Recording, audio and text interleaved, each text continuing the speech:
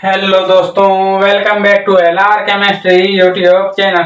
Chemistry की रंगीन दुनिया में आपका स्वागत है। केमिस्ट्री के इस चैनल में मिलेंगे आपको केमिस्ट्री के अमेजिंग से क्वेश्चन आंसर, उनको सॉल्व करने के लिए धमाकेदार ट्रिक्स और साथ साथ कुछ विजुअलाइजेशन के साथ अमेजिंग से इफेक्ट्स। तो दोस्तों, यदि इन सभी चीजों की रिक्वायरमेंट है तो प्लीज मेरे चैनल को सब्सक्राइब कीजिए और बेल आइकन को ऑन कर लीजिए ताकि मेरे आने वाले सभी वीडियोस की नोटिफिकेशन आप तक पहुंचती रहे।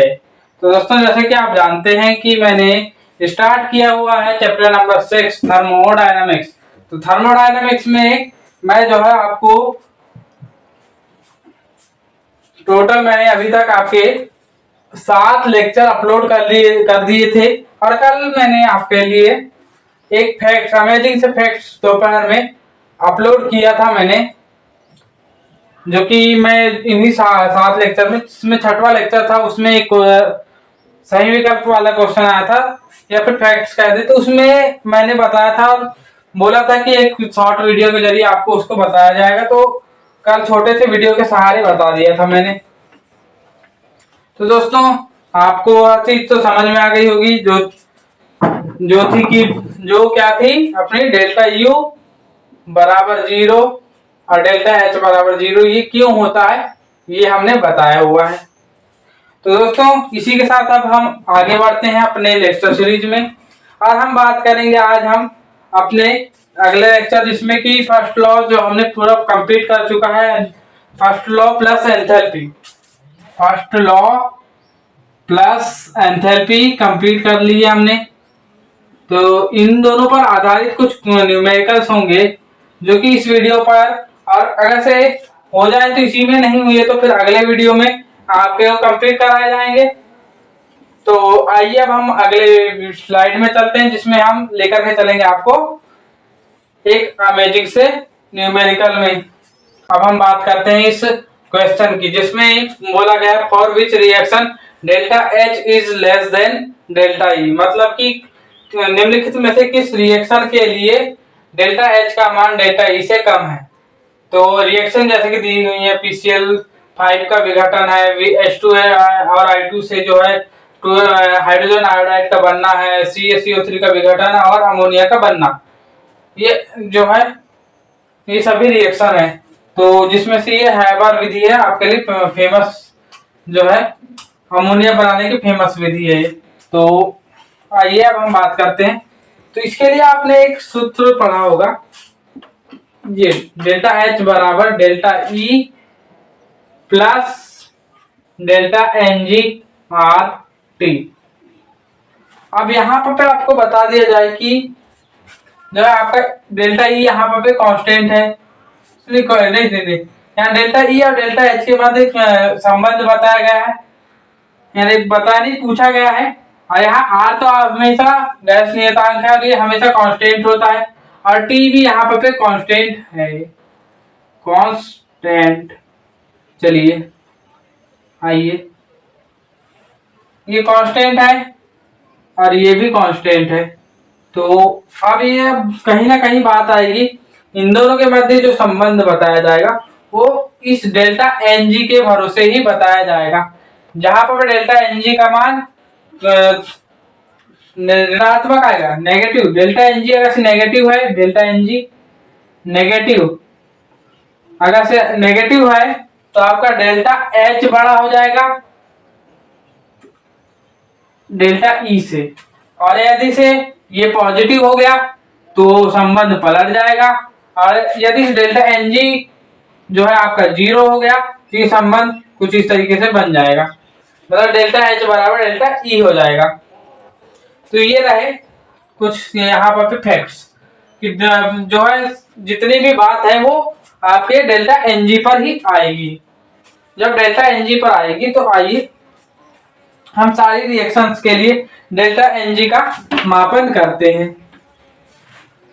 तो यहाँ पर आप डेल्टा एन जी निकालेंगे, तो यहाँ डेल्टा एन जी, यहाँ पर प्रोडक्ट के 2 है और रिएक्टेंट में 1 है, तो ये है 1, मतलब पॉजिटिव, और पॉजिटिव है तो पॉजिटिव होते से ही डेल्टा एच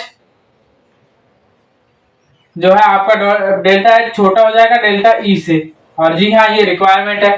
तो पहला ऑप्शन आपका सही हो गया। आइए सेकेंड ऑप्शन में आइए। सेकेंड में डेल्टा एन जी का मान निकालना चाहेंगे तो डेल्टा एन जी का मान हो जाएगा 2 माइनस 2, क्योंकि इसके टोटल एच आई के 2 अणु हैं जो बन रहे हैं और H2 का एक अणु और I2 का एक अणु, मतलब 2 गैस के अणु हैं। तो इस वजह से आपका 2 में से 2 गया तो 0, इसी वजह से डेल्टा H बराबर डेल्टा E हो जाएगा, जो कि आपको चाहिए नहीं। इस वजह से आपका यहां से हट गया। अब यहाँ बारी आती है इसमें, तो आपका ये यहाँ पर आप निकालेंगे तो delta 1 minus 0 is equal to 1, मतलब पॉजिटिव, और पॉजिटिव होते से ही डेल्टा H फिर से हो जाएगा आपका छोटा डेल्टा E से। तो ये भी आपका एक प्रकार से आपके लिए मल्टी ऑप्शन सिलेक्टिव था, मल्टी सिलेक्टिव MSQ टाइप का क्वेश्चन था, MSQ था। तो यहाँ पर ये हो गया। और साथ ही साथ अब आप यहाँ पर आइए, यहाँ पर 2 माइनस 4, 2 अमोनिया के अणु है जबकि 3 हाइड्रोजन और 1 नाइट्रोजन के मिलकर के 4, इस वजह से -2, और यहाँ पर -2 है मतलब नेगेटिव, और नेगेटिव के लिए मैंने बता दिया था कि क्या हो जाएगा, डेल्टा H बड़ा हो जाएगा डेल्टा E से। इस वजह से ये भी आपके क्वेश्चन से मैच नहीं करता है। तो इस वजह से ये आपका इस तरीके से आपका हल हो जाएगा, जहां पर A और C आपका राइट आंसर हो जाएगा। क्यों? क्योंकि यहाँ पर डेल्टा Ng का मान पॉजिटिव होता है, और यहाँ पर सूत्र लग जाएगा डेल्टा H बराबर delta E plus delta Ng/RT। तो इस सूत्र को आप याद रख लीजिए। ये आपको IIT, JEE, NEET, even college exams, JAM, NET, GATE, जहां आप जो है केमिस्ट्री रिक्वायरमेंट है और थर्मोकेमिस्ट्री आ रही है, चाहे अब आपको थर्मोकेमिस्ट्री बोल करके आपके किसी भी तरीके के एग्जाम में जो है कॉम्पिटिटिव एग्जाम में ये जो आपका सूत्र है ये रामबाण है, रामबाण। इसके बगैर आप जो है सोच नहीं सकते। तो इसी के साथ जो है, और आपको थोड़ा सा और जो है एक बात जो है रिकॉल कर देता हूं, जो कि है डेल्टा H का की इकाई, डेल्टा H की इकाई हो जाएगी क्या, डेल्टा H की इकाई किलो जूल पर मोल, और जब डेल्टा H की इकाई ये हो गई तो सेम इकाई डेल्टा E की भी हो जाएगी, क्या, किलो जूल पर मोल। इतने पूरे की भी वही इकाई हो जाएगी। तो आइए अब हम बात करते हैं क्या है कि अगले न्यूमेरिकल की। अगला न्यूमेरिकल अगले नेक्स्ट स्लाइड पर उतरता है, जब तक आप इस वीडियो को लाइक कर दीजिए। तो आइए दोस्तों, जैसे कि एक प्रश्न दिख रहा है आपको, एक न्यूमेरिकल है जिसमें कि कह रहा है कि यदि कार्बन और कार्बन मोनोऑक्साइड की दहन की ऊष्माएं -x व -x2 किलो जूल पर मोल है, तो निम्न अभिक्रिया के लिए एंथैल्पी परिवर्तन ज्ञात करना है अपने को। क्या ज्ञात करना? एंथैल्पी परिवर्तन। वहां एंथैल्पी लिखा हुआ है, लेकिन एंथैल्पी का अर्थ मैंने बता दिया है कि क्या होता है एंथैल्पी परिवर्तन, जिसके लिए कि यहाँ पर दी हुई है क्या, अभिक्रिया, जो कि मैंने लिखना थोड़ा सा वो हो गया था।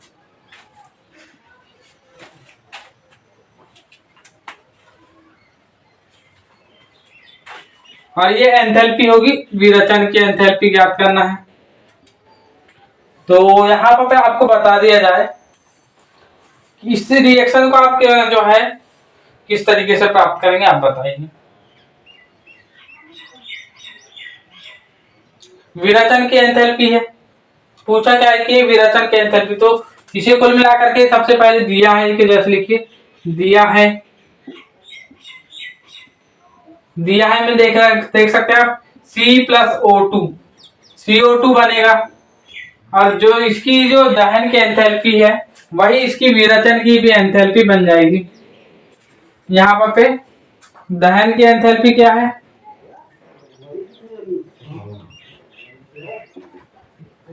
Delta H0 F -x kilo joule per mole, ये हो गया। और साथ ही साथ अब यहाँ से आप निकाल सकते हैं जो कि दिया हुआ है, दहन की उष्मा दी हुई है काय की आपकी कार्बन मोनोऑक्साइड की, जो कि दी हुई है डेल्टा एच नॉट सी बराबर डेल्टा एच नॉट एफ बराबर -X2 किलो जूल पर मोल। आप वहां पर लिखते रहेंगे। तो यहाँ पर एक चीज मैंने आपने देखा कि मैंने H0C को H0F के बराबर मान लिया, क्योंकि यहाँ पर ये इनकी जो कंबंशन की एनर्जी होगी एंथैल्पी होगी वही जो है आपके जो है फॉर्मेशन की एंथैल्पी के बराबर हो जाएगा। जब यहाँ पर आप एक चीज देख सकते हैं, यहीं से निकालेंगे तो क्या निकालेंगे, इस रिएक्शन को रिएक्शन 2 को बदलने पर, रिएक्शन 2 को रिवर्स करने पर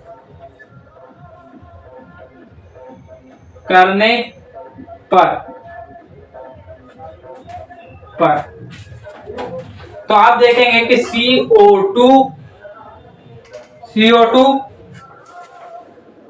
से CO2 CO plus half O2 और हैश का नहीं, आपने जो है लैप्लास का नियम जो पढ़ा था क्या था, जो पहला नाम जो है दिमाग में नहीं आता, Lavoisier, father of chemistry Lavoisier Laplace नियम से आप क्या कर सकते हैं, डेल्टा एच नॉट एफ यहां से निकाल सकते हैं क्या, X2 किलो जूल पर मोल, यहां से निकाल लिया आपने, निकाल लिए। तो अब यहाँ पर आपका जो है रिएक्शन 3 हो जाएगी, ये रिएक्शन 3 है, ये रिएक्शन 2 है और ये रिएक्शन आपकी 1 है, निकाल लिए। तो फिर आप देखेंगे क्या, आइए अब हम क्वेश्चन के ऊपर वाला भाग मिटा देते हैं, यहां तक का।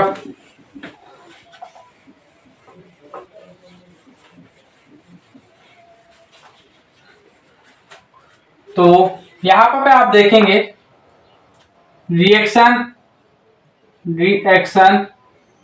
1 व 3 से क्या देखेंगे आप, इनको आपस में कंपेयर करेंगे तो आपका देख रहे हैं, आप क्या देखेंगे कि यहाँ CO2 से CO2 कैंसिल हो जाएगी, ये देख सकते हैं CO2 से CO2 कैंसिल हो गई, इन दोनों को आपस में वो करेंगे आप कंपेयर करेंगे तो यहाँ हाफ O2 बच जा, कार्बन बच जाएगा एक साइड में।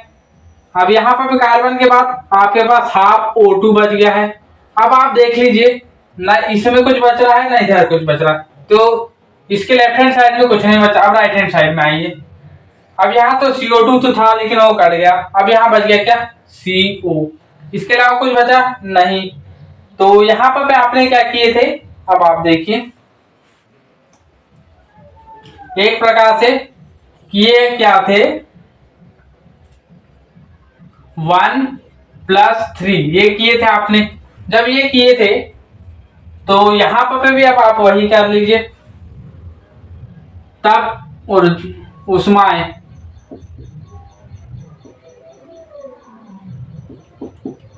या एंथैल्पी परिवर्तन, एंथैल्पी परिवर्तन क्या हो जाएगी, क्या किए थे आपने, X1 में क्या है -X1 और X2, इसको अगर जमा करके रख लें तो X2 - X1 kilo joule per मोल, लीजिए आ गया आपका आंसर। और यही जो है आपके अभिष्ट ऊष्मा परिवर्तन या फिर एंथैल्पी परिवर्तन होगी। तो दोस्तों अब आपको यहाँ जो है समझ में आ गया होगा, जिसमें कि आपने सबसे पहले जो है डेल्टा एच के कंबंशन एनर्जी के सहारे फॉर्मेशन एनर्जी और कंबंशन एनर्जी को आपस में रिलेट कर दिया, और वहां से आपने फिर जो है लैप्लास नियम का यूज करके आपने इसको रिवर्स किया और यहाँ से एनर्जी निकाल ली। और फिर यहाँ पर आपने जैसे ही निकाली थी इनको दोनों को एडिशन कर दिए, 1 और 3 को एडिशन कर दी तो आपको ये रिएक्शन प्राप्त होगी जो कि आपकी क्वेश्चन वाली रिएक्शन थी। तो क्वेश्चन वाली रिएक्शन मिल जाने पर आपको फिर उसमें ज्ञात करने में कोई दिक्कत नहीं हुई और आपने आपस में इन दोनों को भी ऐड कर दिया, आपने रिएक्शन ला ली। तो दोस्तों अब आपको यह क्वेश्चन भी समझ में आ गया होगा। और अब आइए हम अगले क्वेश्चन पर आगे चलते हैं।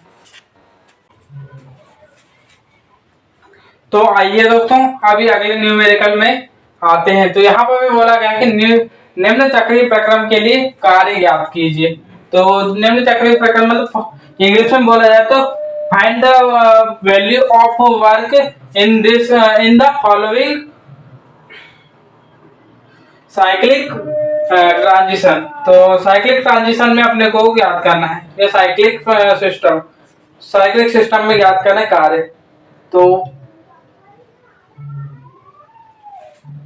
तो आपको मैं एक चीज बता दूं आपको कि जब भी ऐसी स्थिति आएगी तो ऐसा ग्राफ भी मिल सकता है आपको। और ये ग्राफ जो है आपके जो है नॉर्मल एग्जामों में नहीं मिलेगा देखने को, लेकिन जब आप जो है आईआईटी एग्जामों में देंगे या फिर जैसे कोई भी कॉम्पिटेटिव एग्जाम देते हैं तो वहां पर बिल्कुल काम में आएगा।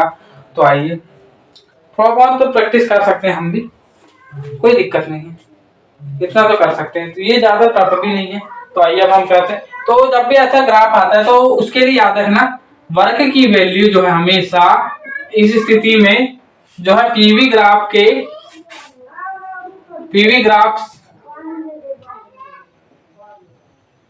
का क्षेत्रफल होगा। याद रखना इस स्थिति में पीवी ग्राफ का क्षेत्रफल होगा। और यहाँ पर पीवी ग्राफ क्या है आपका, एक आयत है। जी हाँ आयत है, ये आयताकार ग्राफ है। जब आयताकार ग्राफ है तो यहाँ पर जो है क्या हो जाएगा, इसकी होती है लंबाई गुणित चौड़ाई। तो यहाँ लंबाई कितनी है, लंबाई है कितनी 3, चौड़ाई कितनी है 4। तो लीजिए लंबाई हो गई 3 और 4, तो 12 वर्ग इकाई हो जाएगा इसका कार्य, इसका क्षेत्रफल है। लेकिन जब इसे आप चेंज करेंगे तो यहाँ पर आपका जो है चूंकि कार्य आता है काय में जूल में, तो यहाँ पर 12 जूल एक प्रकार से आप निकाल सकते हैं। तो ये आ गया आपका कार्य, बहुत ही सरल होता है। जहां पर इनका जो क्षेत्रफल होता है वही इसका कार्य होता है, जो क्षेत्रफल है वही कार्य है, जो क्षेत्रफल है वही कार्य है। बहुत ही इजी क्वेश्चन होता है, ज्यादा कुछ सोचने की जरूरत नहीं। वैसे ही एक और आपको ग्राफ वाला क्वेश्चन करा लिया जाए। तो यहाँ पर आप देख रहे हैं क्या क्या क्वेश्चन में पूछा। जी हाँ अगला एक मात्र क्वेश्चन और करा लेता हूं मैं, जिसमें ज्यादा कोई चेंजमेंट है नहीं।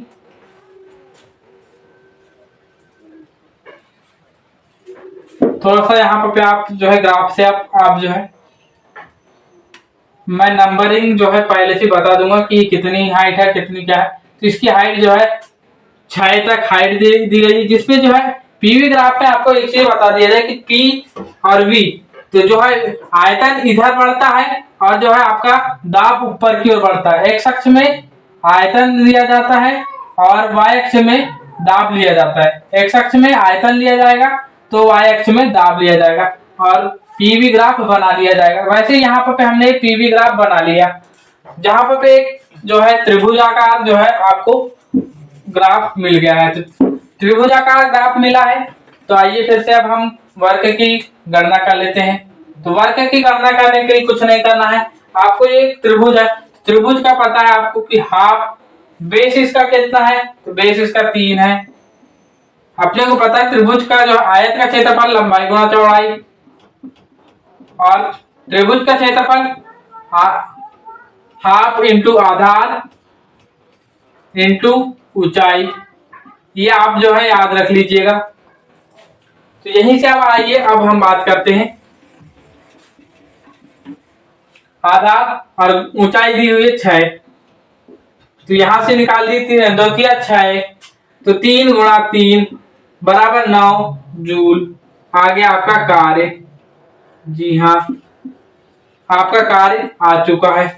तो ये रहे आपके ग्राफ पर आधारित मैंने 2 क्वेश्चन करवा दिए हैं। तो अब से देखते हैं अगला क्वेश्चन क्या है।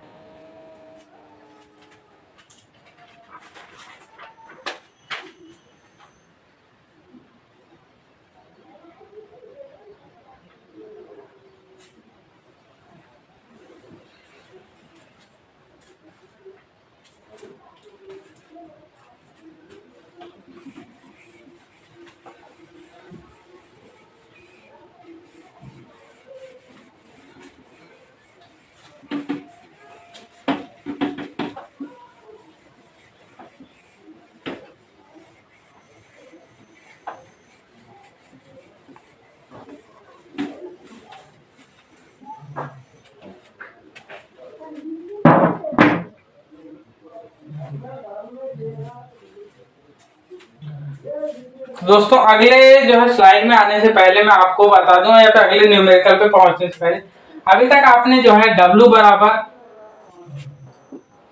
आपने क्या क्या सूत्र पढ़ा था बताइए।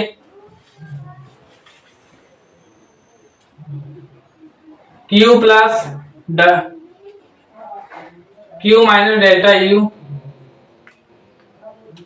सूत्र एक प्रकार से ये था आपका कि डेल्टा U बराबर Q प्लस W, ये सूत्र था। तो यहां से निकाल सकते हैं आप W बराबर डेल्टा U माइनस Q, ये एक सूत्र था। जी हाँ, ये सूत्र था। एक पढ़ा आपने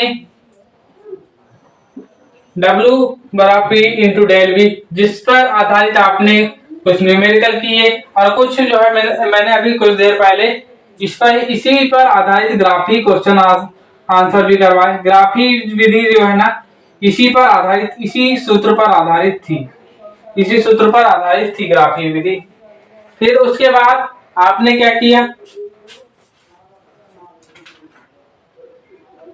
कुछ और जी नहीं,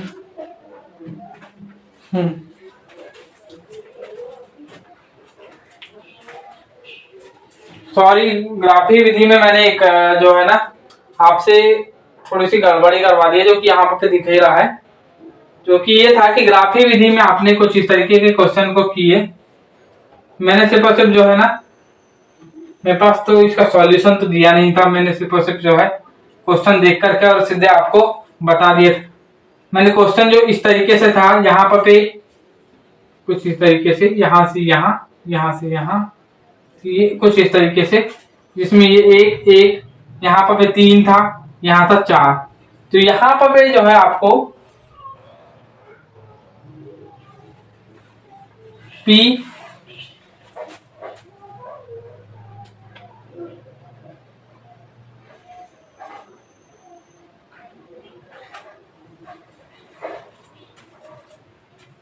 तो यहाँ पे आप देख सकते हैं कि क्या था, यहीं से आप रखेंगे तो P इंटू डेल V ये होगा। P इंटू डेल V होने की वजह से ये हो जाएगा P का मान, ये भी 1 है, ये भी 1 है, तो 4 माइनस 1, और डेल V का मान यहां से निकालेंगे आप तो 3 माइनस 1, तो यहां से हो जाएगा 3 इंटू 2, तो 6 जूल हो गया। जी हाँ, तो ये इस तरीके के क्वेश्चन के लिए हो गया। अब हम बात करते हैं जो हमने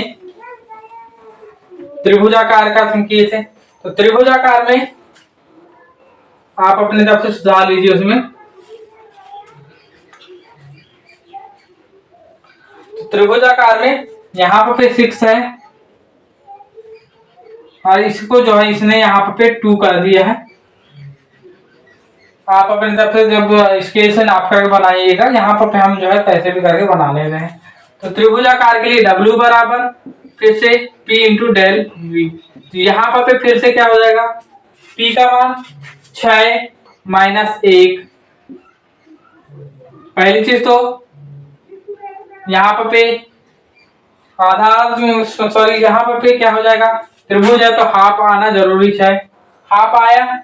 उसके बाद P कितना हो जाएगा 6 माइनस 1, और साथ ही साथ ये हो जाएगा आपका यहाँ पे ये भी 4 तरफ जाता है, क्वेश्चन में दिया हुआ है। तो यहाँ पे 4 माइनस 1, तो यहाँ पे फिर क्या हो जाएगा हाफ इंटू 5 इंटू 3, तो यहाँ से 15/2 जूल ये हो जाएगा।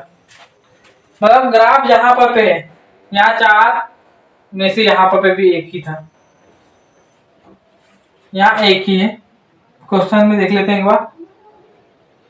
हाँ, क्वेश्चन बिल्कुल सही है, कुछ इसी तरीके का है। तो ये रहा जहां पर ये आंसर आ चुके हैं। पिछले वाले आंसर थोड़े मिसलेनियस टाइप के थे, ये बिल्कुल राइट आंसर है।